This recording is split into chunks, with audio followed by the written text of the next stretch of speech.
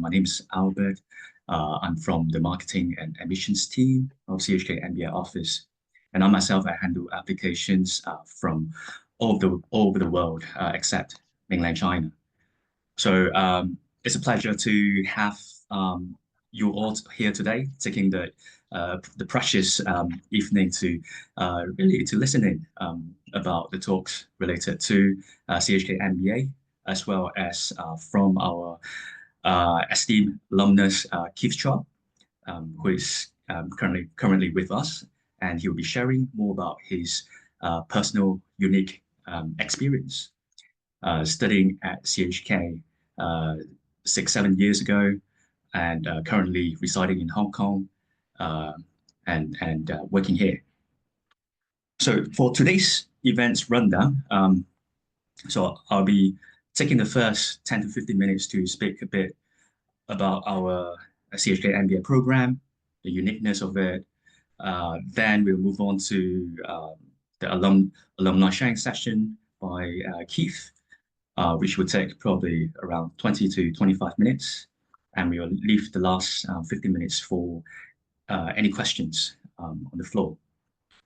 So I shall get started with the first part of the session then.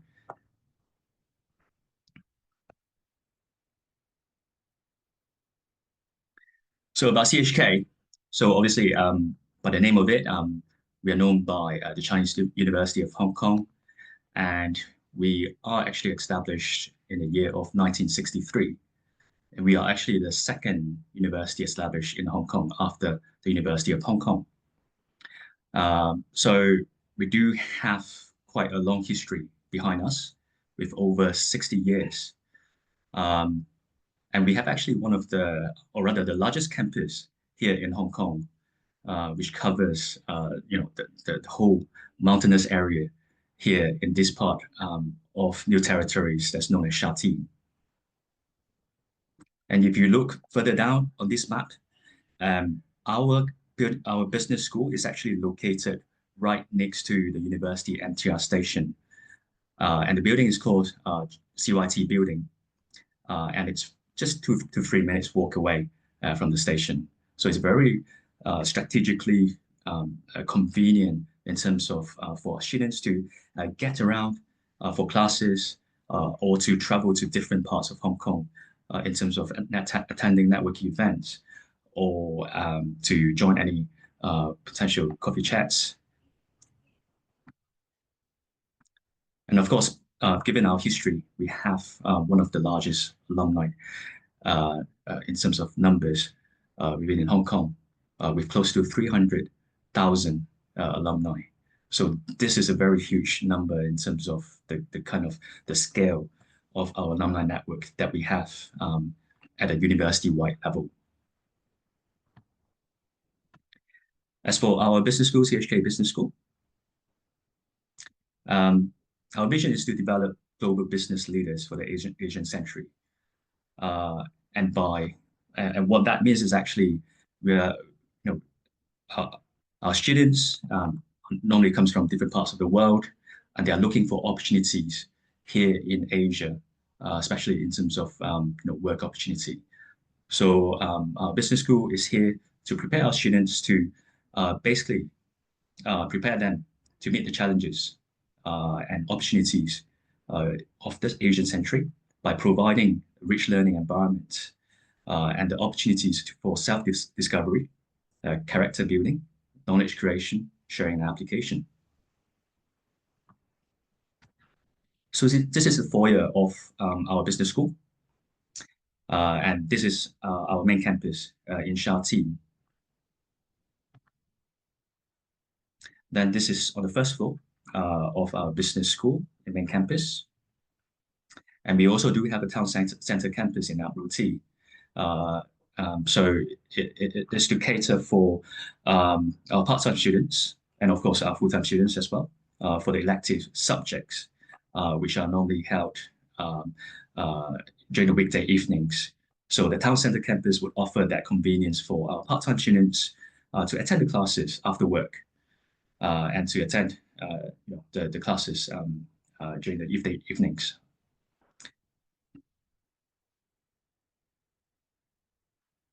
Then in regards to our MBA program, a bit of history related to CUHK MBA. It's actually the first MBA program established in Hong Kong back in 1966. And it was first launched as a 2-year MBA program. And of course, as time progressed, we were currently offering a 1-year MBA program, and that really offers that a lower opportunity cost in terms of studying. And of course, we do have the part-time program that lasts for 2 years.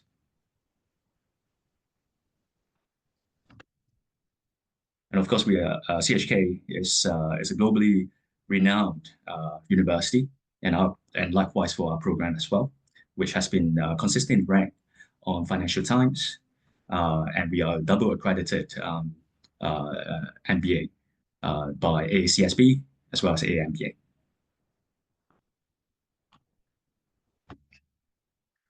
So in regards to the curriculum as well as the beyond curricular activities that we have in store for our students.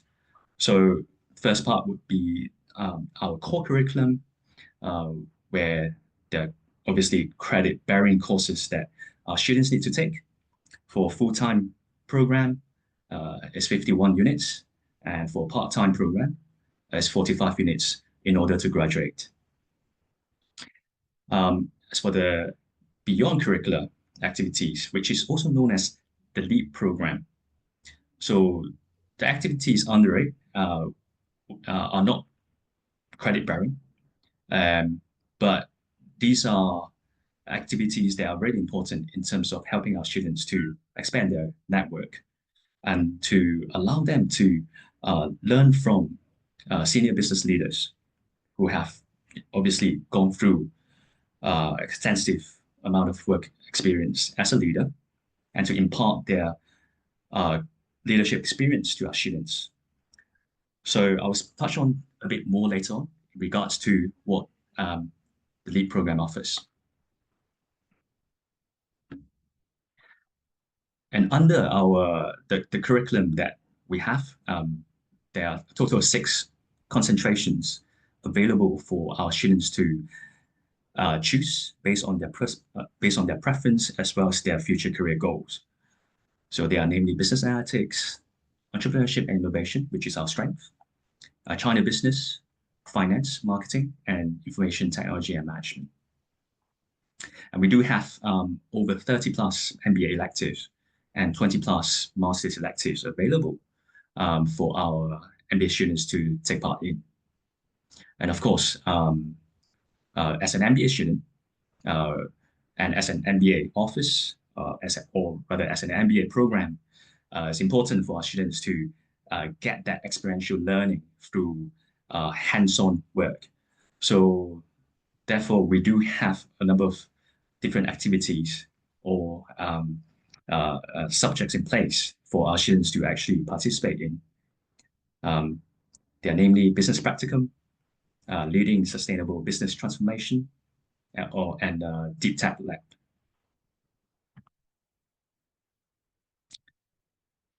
So under business practicum is an elective that's offered, and that our students will basically form into teams, and that the teams would basically work with real life company to work on strategic projects or consulting project to help with solving real life business issues, and that the teams would have to work on the business problems, comes up with solutions and recommendations to present in front of the senior leaders of these different companies.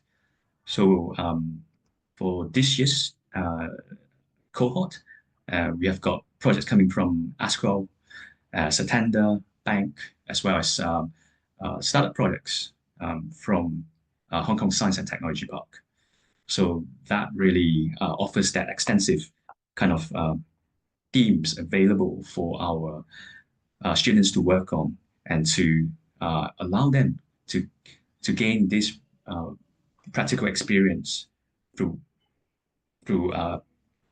through working as a team, and to present their solutions to the business leaders. Touching lead with BIN. So as I mentioned earlier, LEAP actually covers a couple of areas. They are namely leadership excellence, entrepreneurship, sustainability plus global, um, Asian-centric industry, as well as personal and career intelligence. And under each of the pillar here, there are different activities that are attached to each one of them. And these activities are designed to help with the professional development of our students and to really assist them to build up their skill set, whether in terms of soft skills or leadership skills, or it could be working on their personal development. All these activities are in place to help our students to grow exponentially.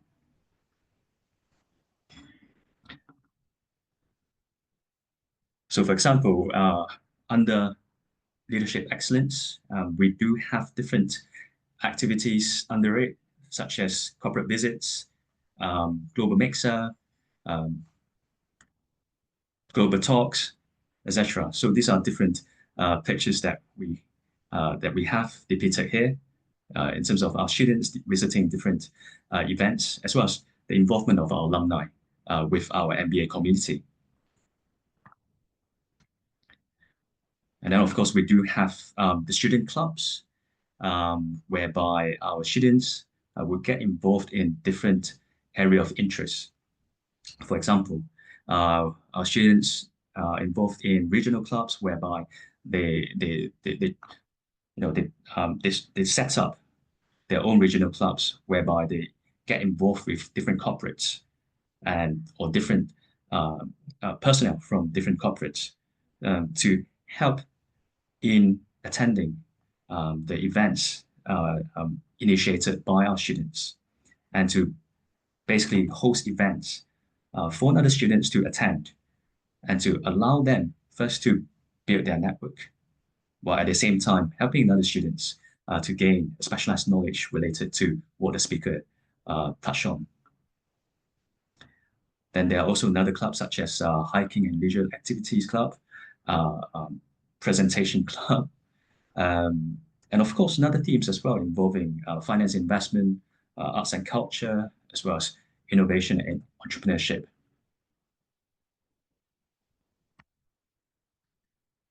Then on E,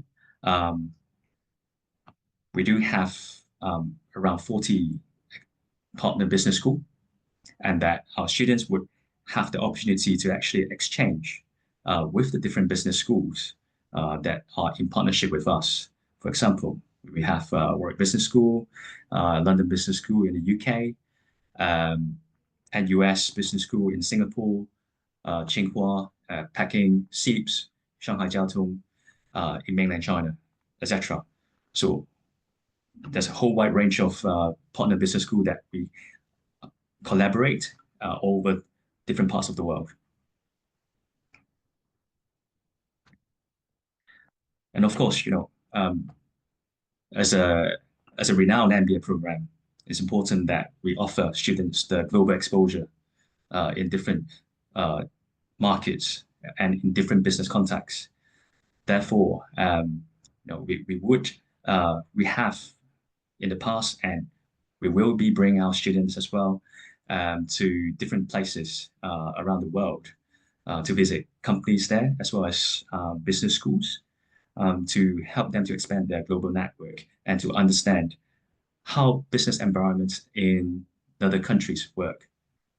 So, for example, in the past, we have students heading to Warwick Business School and in the UK, as well as going to Taiwan for corporate visits. And our students would also be going to Singapore in March this year to visit different corporates such as TikTok, Microsoft, as well as NUS Business School. And there's also an opportunity to visit New York in June. Um, we have partnership with HEC Paris in terms of the dual MBA program. So this allows our students who are interested to gain a further qualification, a second MBA in this sort of partnership. But of course, there's limited quota in terms of the application or the seat of at HEC Paris. So that will be it's not guaranteed program that's available, but at the same time, it's something that's offered in partnership with between CHK as well as HEC Paris. Then, of course, uh, Hong Kong being close by to mainland China, um, that also offer um, this opportunity for our students to actually visit different parts of mainland China for company visits, as well as to understand the way of working in mainland China. So these are the different companies or different cities and companies that our students went to, listed here. Went to Beijing, Shanghai, Zhuhai, Guangzhou, Shenzhen. So that's again, links us to uh, the Asian-centric focus that we have as an MBA office, and that just 2 months ago, our students had the chance to visit Beijing and Shanghai. Went to TikTok, Xiaomi, Tesla, as well as Fosun group to visit companies there, as well as to um, mix to have a mixer with the Peking University MBA students and Shanghai Jiao Tong University MBA students as well. So that's the kind of different varieties of activities that we have for our students to really, get that opportunity to mix with students from other parts, other regions, or other cities of China, and that again, links us to that close industrial and institutional relationship that our MBA program has uh, with mainland China. And also, as part of the regional tracks, we will also be arranging trips to Japan. That allows our students to learn more about the culture there in terms of how businesses work, as well as the study environment over there as a part of that experiential learning. And of course, there's also this global track where our students will be heading to Madrid in June as well. So as you can see, there's a whole wide range of activities and tracks in place where our students would be able to join and to participate.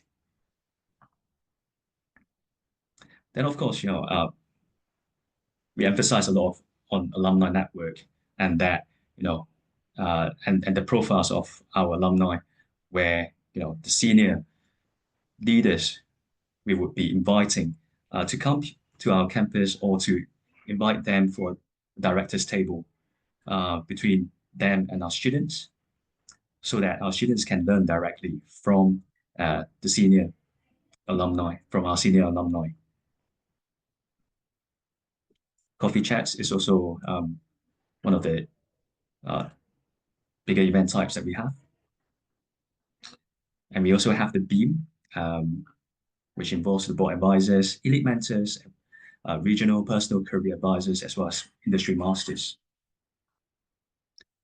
So I'm not going to go through the list, but these are some of the different profiles of our alumni, MBA alumni, working in different industries as well as functions.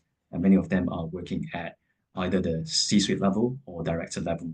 And they are the ones who are involved in mentoring our students and to provide that personalized guidance in their personal and professional development.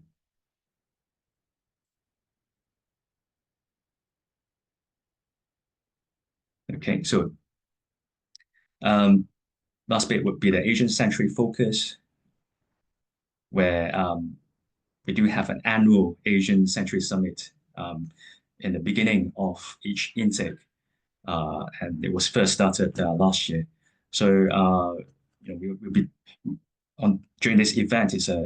Obviously it's a major event whereby we would invite many senior profiles and senior leaders in this event to offer their insights on the general business environment as well as the trends related to the business world, and to have them discuss in depth about different topics that is trending. And because of our close proximity to Shenzhen, we will also bring our students to Shenzhen, to companies based in Shenzhen for visits. And so recently, Professor Terence Chong, one of our MBA teaching faculty members, brought our students to UBTech. Basically, it's a listed company on Hong Kong Stock Exchange and backed by Tencent, for a visit at the company to really understand the latest AI technology and about how AI is incorporated into the making of robots. So that's a very interesting company that our students actually visited, and on how actual robotics would contribute to the advancement of the society, as well as how it can improve the society and the well-being of the nation. The last part would be touching on the admissions for 2025 intake. These are all the different requirements on that. I won't be, so you can actually go through them. And of course, tuition fee in the lower part of the slide. Third round of our deadline is going to be on the 31st of January, which is roughly 2 to 3 weeks away from today. So if you're looking to apply, do apply by this deadline, because so far we have already admitted 30 full-time students, MBA students, out of the capacity of 50. So seats is limited. And certainly, if you are interested to apply, do apply earlier. And of course, do connect with us on different social media channels, or you can schedule a consultation with me on the QR code here. And that's it for me. Yeah. Now moving on. I'm delighted to welcome our very own CHK MBA alumnus, Mr. Keith Chua, among us today to share his unique experience related to making a post-MBA triple jump in terms of industry, function, and geography. Just a quick introduction of Keith's background. So Keith completed his full-time MBA studies in 2018 and is currently holding the role of Strategic Procurement Manager for Hong Kong Jockey Club, HKJC, a non-profit organization founded in 1884. It's actually the largest community benefactor in Hong Kong. So he brings a wealth of experience, having accumulated over 12 years of professional work experience. And prior to his current role, Keith held consulting roles at multiple organizations such as EY, Sarai, and EBD Global. Before starting his MBA at CHK, he worked as an engineer in both Singapore and Penang, Malaysia, and held a bachelor's degree in mechanical engineering from University of British Columbia, Canada. So thank you for joining us this evening, Keith. Given the diverse backgrounds of our audiences, which includes working professionals from various regions and industries, it would be helpful to provide a sort of brief introduction of your role at HKJC and the sort of key priorities that you are responsible for. So this overview will be useful for those who might not be familiar with HKJC and your role with them. Yep. Thank you, Albert, for having me today. My name is Keith Chua. I think if I remember correctly, I graduated from CUHK MBA in 2018, and I'm currently working in the strategic procurement department in Hong Kong Jockey Club. and Hong Kong Jockey Club is like it is a very unique business in Hong Kong, in the sense that it is the largest charitable organization in Hong Kong, and at the same time, it also has an integrated business model that includes membership, racing, and the integrated business model that I mentioned. So I am in the strategic procurement, working in the Center of Excellence team, which in summary, it's like an internal consulting to the strategy department of Hong Kong Jockey Club. Yeah. Yeah, thank you. Do you mind sharing what strategic procurement means in the context of your current role, and what are some of the challenges that you face, and how do you overcome from it? Yeah, sure. So basically, procurement, as the name suggests, you buy things, right? For strategic procurement, what is really important apart from the procurement activities, it it needs to be strategic. So what I mean by that is that we are not only dealing with some transactional activities, issuing purchase orders, running after suppliers for delivery, ensuring the quality of the goods and services that you receive. It should be way more than that. It should be strategic. As part of the strategic procurement team, you need to be knowledgeable about your supply market. You know your suppliers. You know when and where and who to source from for particular goods and services. And a combination of this constitute a strategic procurement. And for me, because I act as an internal consulting to the strategic procurement department, I have to support the procurement to support the business, if that makes sense. So basically, I'm involved in the policy review to ensure the procurement governance is upheld. I ensure and help to streamline processes and enhance the systems to make sure that the buyers in our department has the right tool and right facility to execute the strategic procurement activities. And I also help to monitor the department's KPI and ensure that we meet our KPI and we improve continuously. Yeah. What will you say about the kind of challenges that you might face at work, and how do you sort of overcome those challenges? Um, so basically, Hong Kong Jockey Club is a very unique business, and like I mentioned, we have membership business, we have racing business, we have charities that we need to support as well, and all of them have different priorities, and the nature of procurement for these different business units are also very different.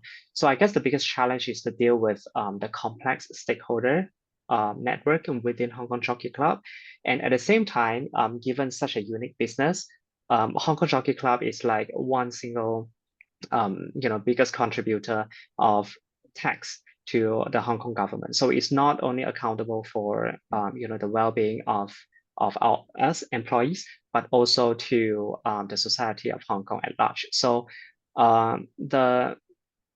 given this unique business model and unique positioning, the stakeholder management becomes very, very challenging and very complex. And for me, it's all about communication. To me, we need to ensure that we understand the bottom line, because I work very closely with the regulatory departments within Hong Kong Jockey Club, and to a certain extent the Hong Kong regulators as well.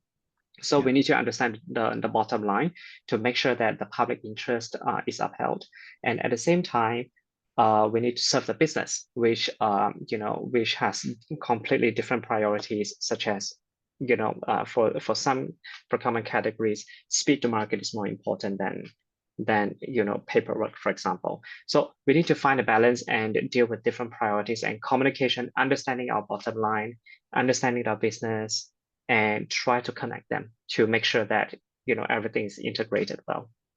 So I guess that's yeah, that's what I'm I'm doing day Yeah. in and day out, basically. Right, right. Yeah, sounds like there's a lot of coordination work needed Yep. to make sure that all stakeholders are happy about the arrangement. Hmm. Um, but of course, HKJC is one of the largest employers in Hong Kong.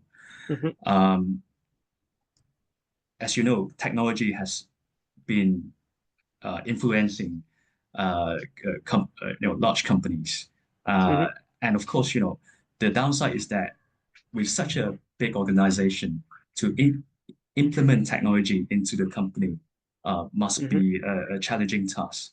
So, what do you think about uh, you know, technology, the latest technology such as AI, machine learning? Hmm. Would it have a chance to actually be incorporated into HKJC? And how do you see it sort of evolving in the future? Yeah, I think that's a very interesting question. I mean, when we talk about AI, and the more you're exposed to this industry, whether it be in procurement or in, supply chain management in general, um, and also for the fact that, given such a unique positioning of our business, we are basically treated as the same level as a public sector. Like we are like a lot of time we are compared to the government of Hong Kong as well. Mm. So there are a lot of driving forces when it comes to application of technology. And one of the observations that I see in terms of applying technology in a company like Hong Kong Jockey Club is that the emphasis is slightly different than the commercial world, in a sense that we take procurement governance um, way more like seriously, and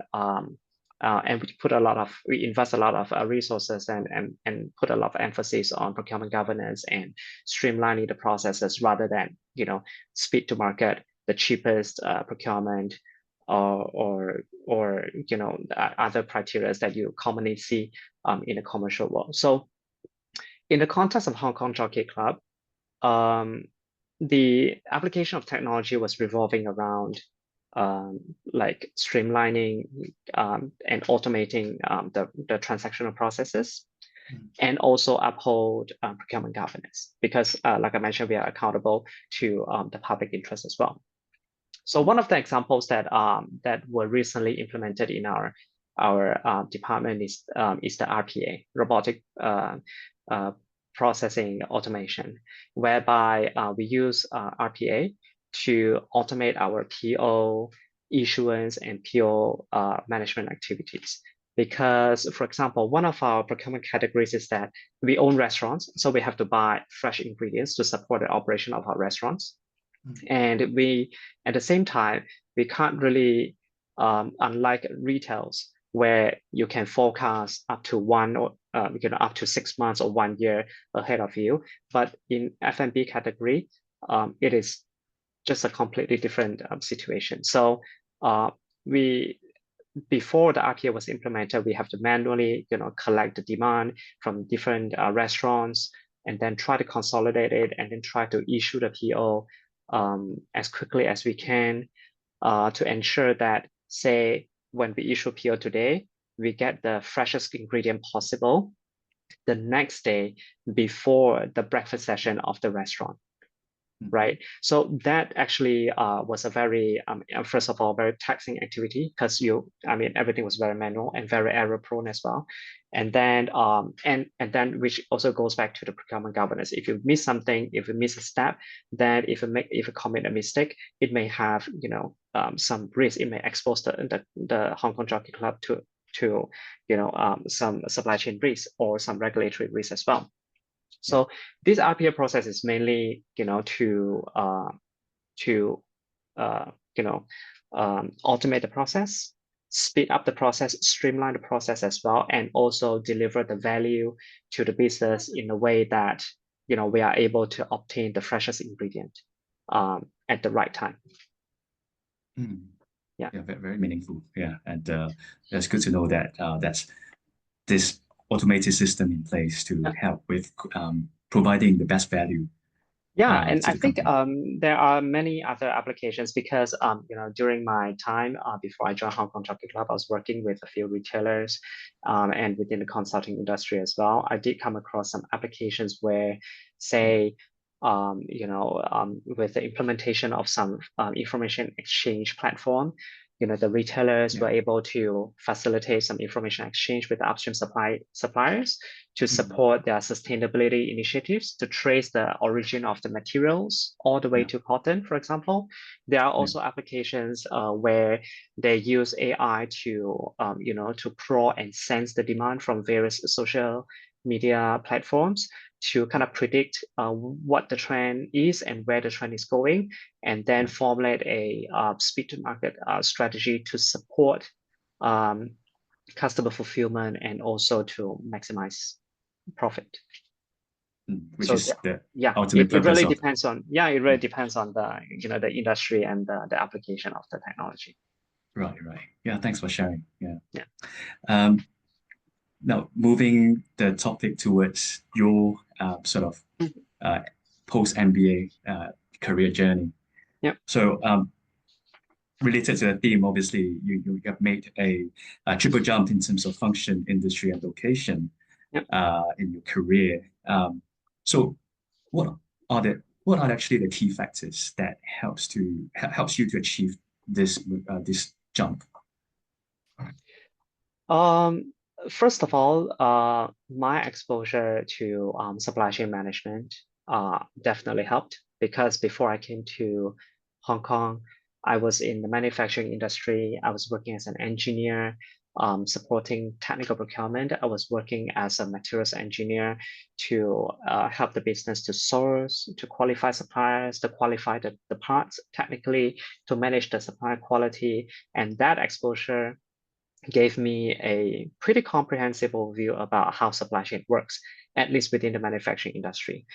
But at the same time, I also realized that, manufacturing forever, engineer forever, I'm not sure. So that's Mm. why I was looking for a change as well. And that's how I came to learn about CUHK MBA, and Hong Kong seems like a good place to be. CUHK seems like the MBA program seems like a good program, so that's why I moved to Hong Kong. I pursued my MBA full time, and with the help of the MBA program, especially the network is a very valuable asset. So if you ever join CUHK MBA, do tap into this wonderful resource because if I'm yeah now that I recall, I think 90% of the opportunities that I obtained after I graduated from my MBA were in one way or another related to my MBA network.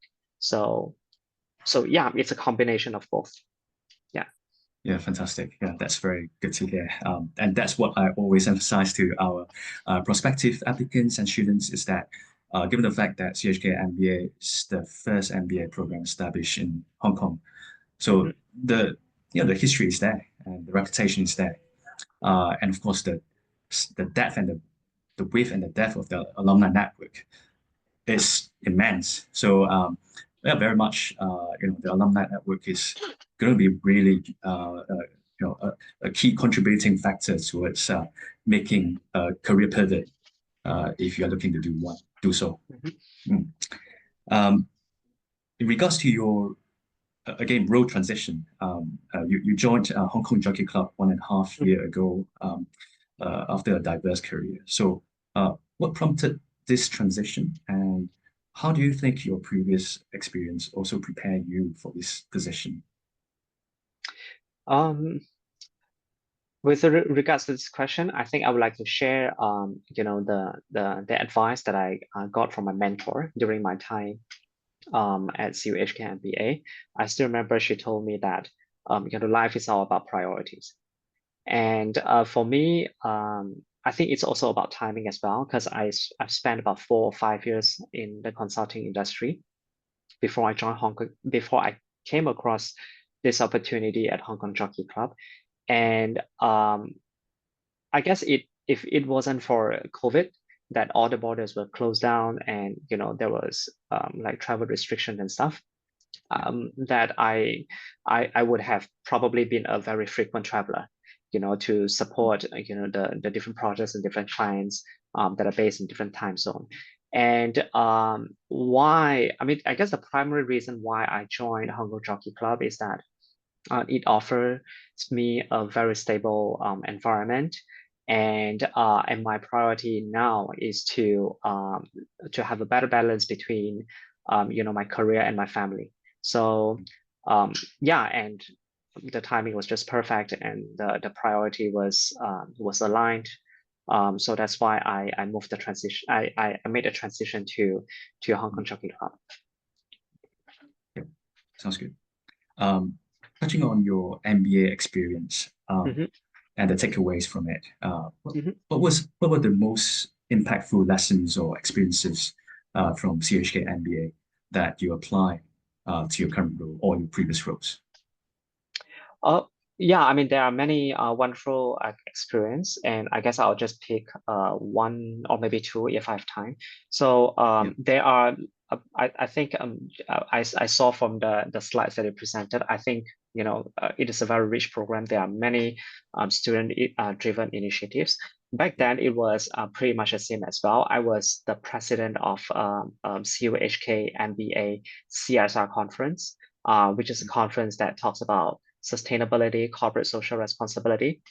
So I was the president, and it was my first time hosting such a huge event because I had to. I mean, first of all, I was not exposed to sustainability, corporate social responsibility before I joined MBA, right, and it was only a 1 year program for me. So I had to learn what CSR is, and CSV, which is a more popular topic now, and then organize a conference revolving around the theme. I had to reach out to the network that the MBA has, as well as explore like personal network within Hong Kong and within the region, to yeah, invite speakers who are involved in um, CSR or sustainability, and invite them over to do panel discussions and deliver speeches about sustainability. And it was a very very unique experience, a very challenging experience as well. There were a lot of hiccups because I mean it was my first time hosting such a huge event, a very steep learning curve for me as well. And eventually, thankfully, it turned out to be a pretty successful event. So yeah, I mean the overall experience. I mean there are a lot of crises that I had to manage as well, about sponsorship, about speakers, invitation, the event management and stuff. It was um, it was a very fulfilling experience. Yeah, it was a very fulfilling experience, and to some point, it prompted me to think about my leadership style and my personality, mm, about managing events or managing project like this. yeah. And it was a very very special experience. So yeah, if you have the chance, I do encourage you to participate in the student activities as well. Fantastic. And of course, when I understand that when you were doing your MBA, you had a focus on entrepreneurship Yeah, as one of the concentrations. yeah. So how has that perspective sort of influenced your approach to different challenges in the corporate world? And how did that sort of the learnings that you had contribute to the post MBA career? Oh, I think that's also a learning that I obtained from the MBA program as well. Because previously, whenever people talk about entrepreneurship, the first thing that came to my mind is being the boss of a startup, right? Mm, But it is actually way more than that.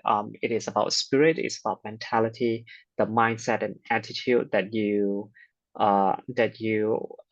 can apply across industries and across corporates as well, in different corporate environments.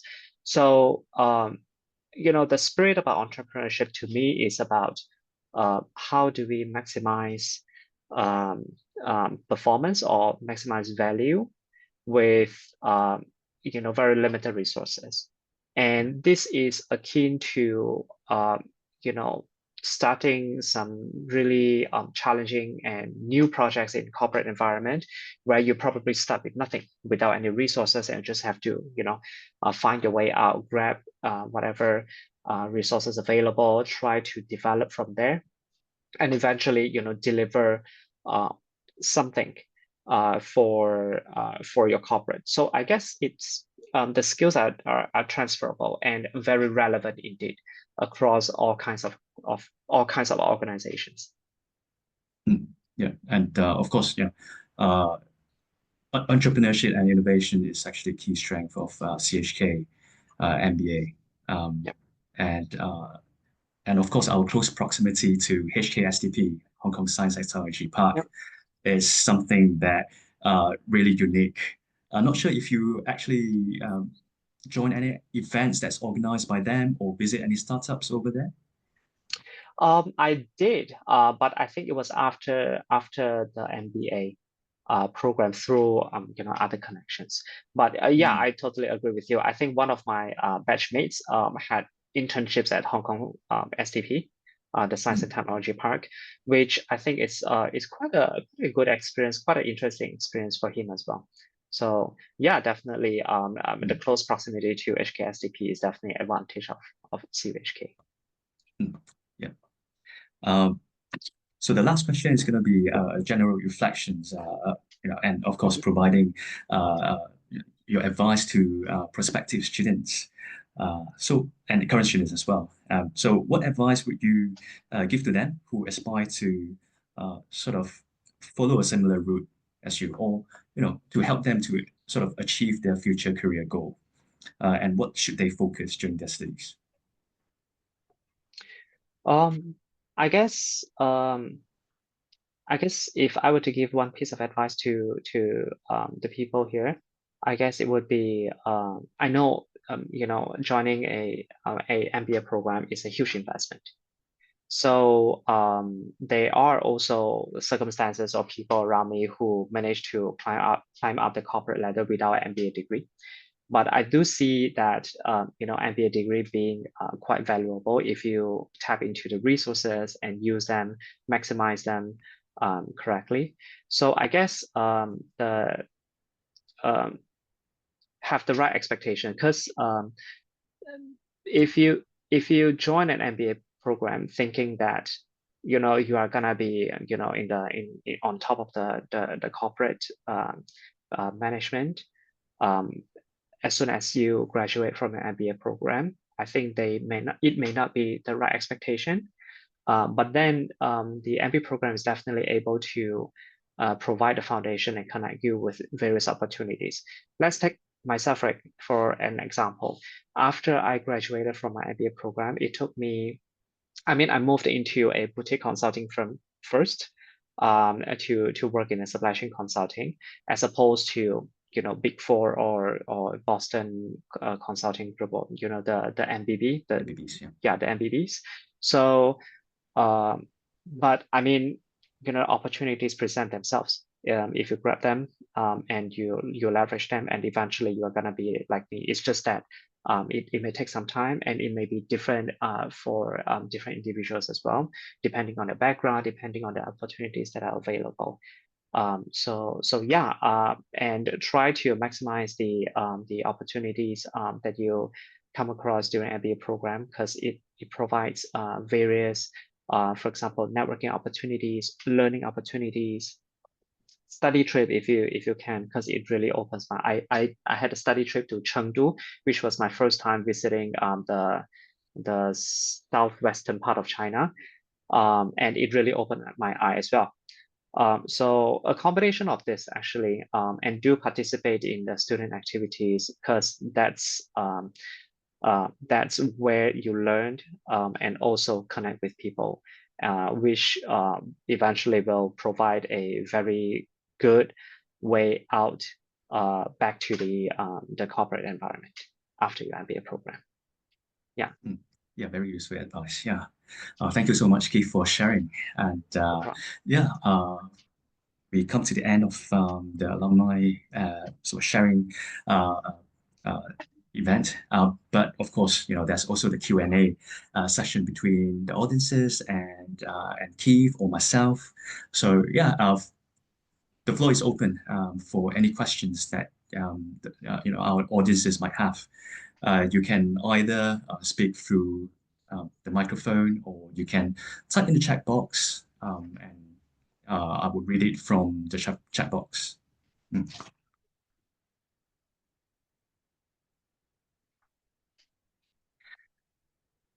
Right. So we have a question. The first question would be, how can a non-local maximize the chance of getting a job in the fintech industry in a strategy consultant role in Hong Kong or Singapore? Okay, so he mentioned that he has 3 to 4 years of fintech experience in program management, primarily responsible for customer experience and increasing LTV. So you're non-local, but plan to learn basic Mandarin. Maybe I shall start first. Yeah, sure. Go ahead. So yes, so as a full-time MBA graduate, and as a non-local graduate, the Hong Kong government is particularly generous in terms of offering post-study work visa to allow our non-local graduates to find work and work in Hong Kong for at least 2 years through the ING visa. So that itself has already actually removed the hurdle of getting a company sponsorship to help you to sort of to allow you to work here. So in order to achieve your future career goal, no matter which industry or function that you are in, specifically in Hong Kong, like what Keith had mentioned, the alumni network is particularly important in terms of helping you to get that referral to a specific role that you're looking for. And that referral doesn't just take a split second to get it. You need to cultivate the relationship. You need to build that relationship and to obviously making use of this relationship that allows both ways sort of benefits, whether it's you as a potential employee who can contribute your uniqueness or your key selling point to the potential employer, and of course for the company to offer what you're looking for. So I would say the network itself is very important in terms of having you to make that geographical pivot. Yeah. Not sure what's your stance, Keith. The first thing that came to my mind is that does it have to be in Hong Kong or Singapore, these two locations? Because the reason why I'm asking is that I mean you don't have to give me an answer, because the reason why I'm asking is that I do have a one of my batchmates who is from Japan. When he joined the MBA program, he knew like zero Cantonese, zero Mandarin, but then he was pretty determined in learning Mandarin. And then there are a lot of mainland Chinese in my batch as well. So he just had plenty of opportunities, and he stayed on campus. So through mingling with the batchmates and learning Mandarin through speaking and some writing as well, I believe. And he also attended some Mandarin courses as well. Yeah. He managed to do well, surprisingly. And he can do so well that he's now based in Shanghai. He has moved to Shanghai, working in the can't remember which company, but I think should be in the biotech company or some medical company if I'm not mistaken. So well, what I'm trying to say is that I mean when you talk about fintech, the first thing that came to my mind, apart from Hong Kong and Singapore, there are also opportunities, in, for example, Shenzhen, and Shanghai, and potentially other international locations as well. So I guess, yeah, you can explore various opportunities, be open-minded, and I think you'll be surprised. Yeah, very, very good advice and, of course, observation uh, from your cohort. Yeah. Yep. Any further questions among our audiences? Hello, I do have a question. Yes. Do you mind addressing yourself and yeah, and Hi, yes. hi Albert and Kiss. Thank you for hosting such a great event, and thanks for sharing. Very inspiring and interesting. And my Pleasure. name is Chris. I'm also an alumni from 2024 cohort. Just graduated last summer, and I am running a business mainly focused on e-commerce pet products in Shenzhen. But in the soon future, we may extend our products to horse-related gears, such as like bridles and saddles and rugs and those kind of things.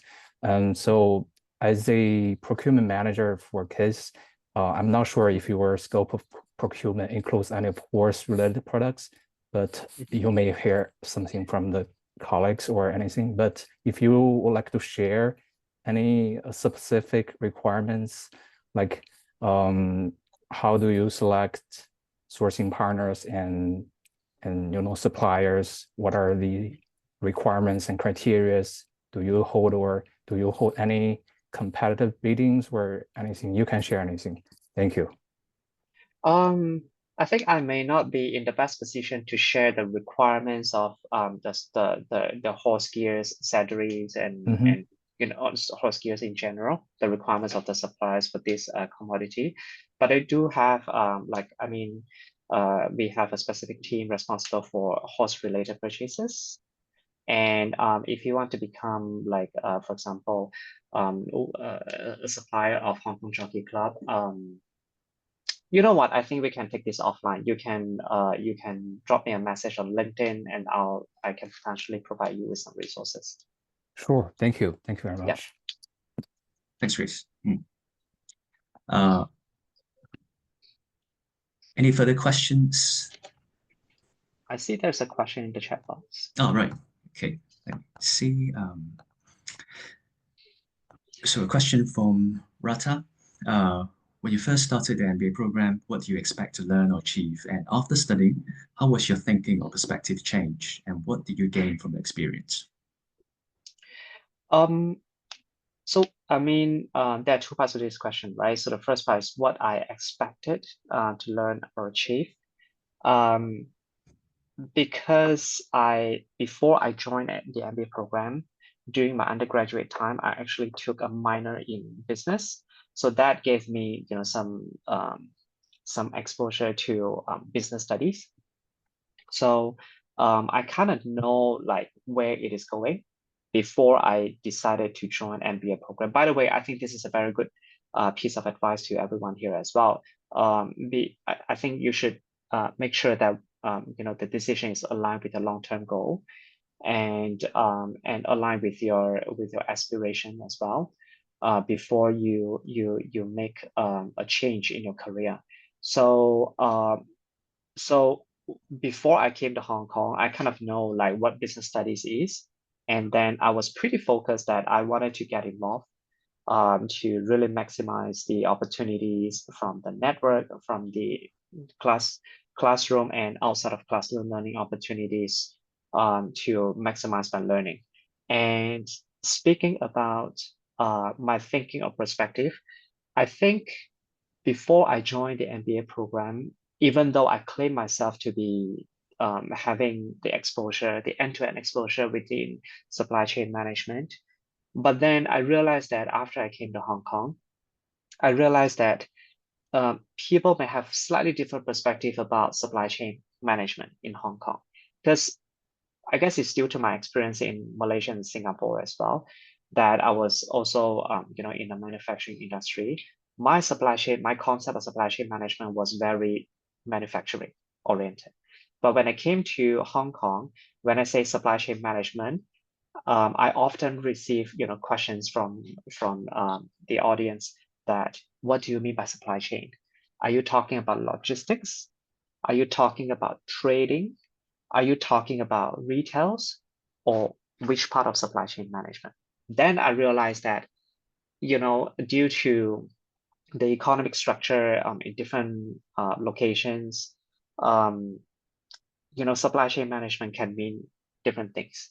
And I believe the same thing should apply across other industries or other ecosystems as well. Like, for example, fintech. Fintech in Mumbai can be different from, in terms of the scope and ecosystem, could be different from the ecosystem in Hong Kong.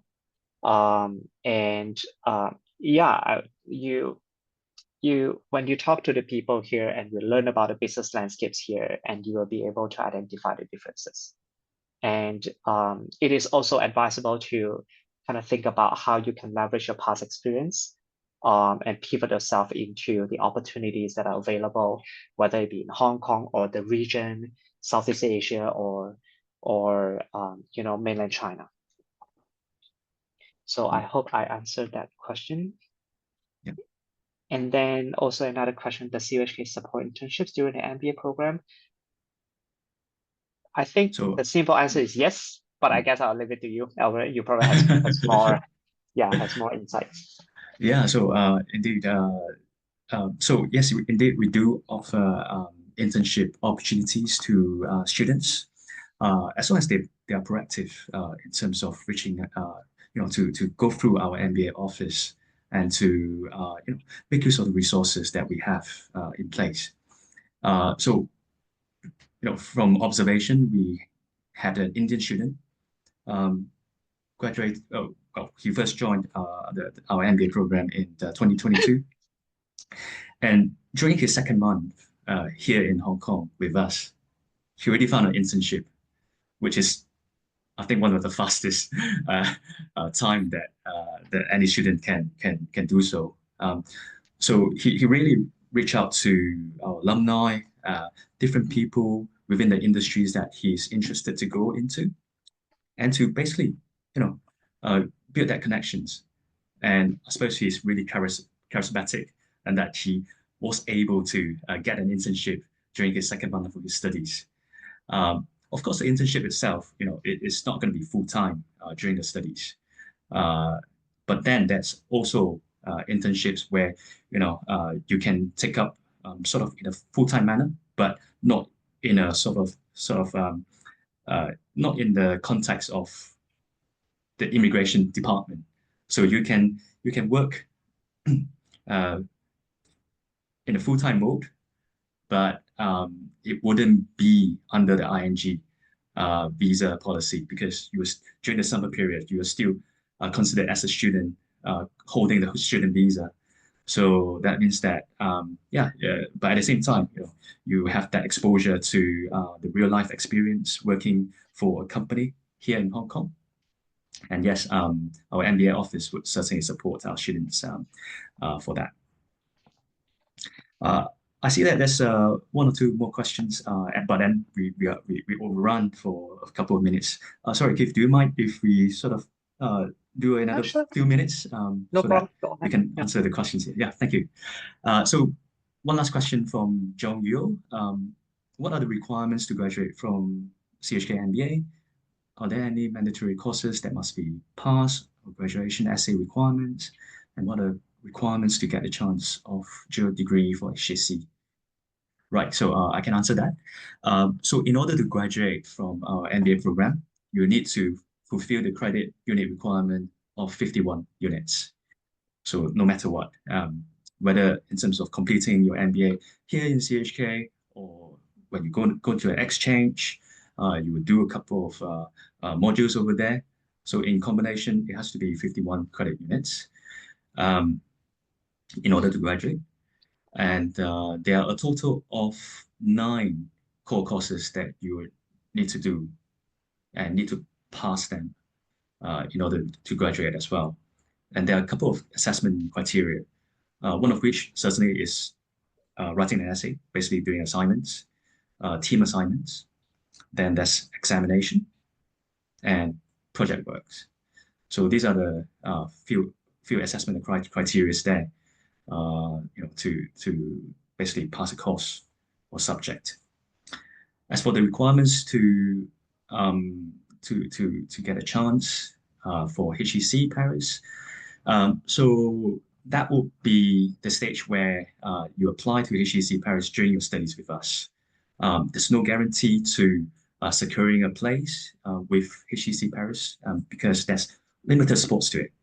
As far as I know, there's only 1 to 2 sports, but you might be competing to a number of your fellow classmates who are looking for this opportunity as well.